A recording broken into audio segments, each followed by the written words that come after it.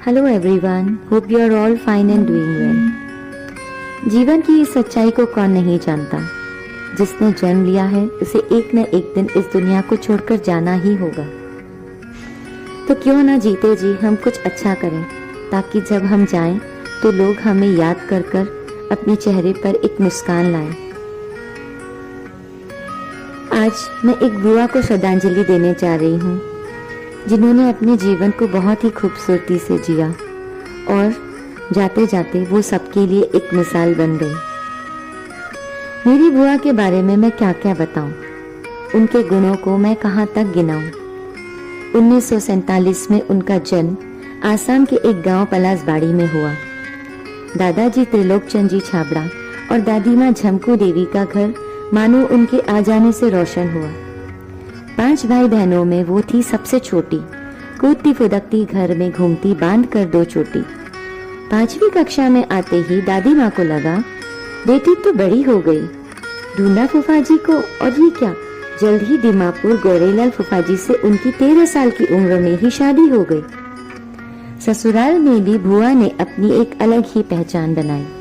बड़ों की सेवा हो या बच्चों की देखभाल, बुआ ने अपनी एक सुंदर सी दुनिया बसाई। तबीयत खराब हो जाने की वजह से फूफा जी को अचानक भगवान जी ने अपने पास बुला लिया। दुख की उस घड़ी में भी बुआ ने खुद को अच्छे से संभाल लिया। किसी भी परिस्थिति में मेरी बुआ कभी नहीं घबराई। हर कदम पर उन्होंने बड़ी हिम्मत दिखाई। अपने पूरे जीवन में उन्होंने ना किसी से उधार लिया, ना किसी को उधार दिया, क्योंकि बुआ कहती थी पैसा और प्यार दोनों एक जगह कभी नहीं टिकते। अपने बालों को उन्होंने यूं ही सफेद नहीं किया था। पैसे के चक्कर में उन्होंने देखा था रिश्तों को बिकते। मेरी बुआ दिल की बहुत ही साफ थी और वो बहुत ही शौकीन मिजाज भी थी।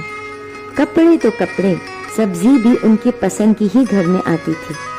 घर का कोना कोना वो अपने हाथों से सजाती थी।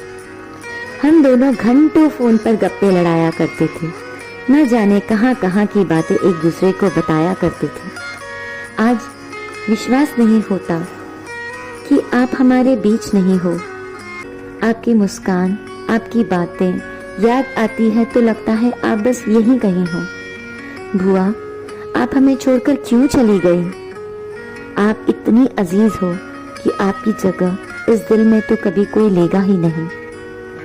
भगवान जी आपकी दिवंगत आत्मा को शांति प्रदान करें।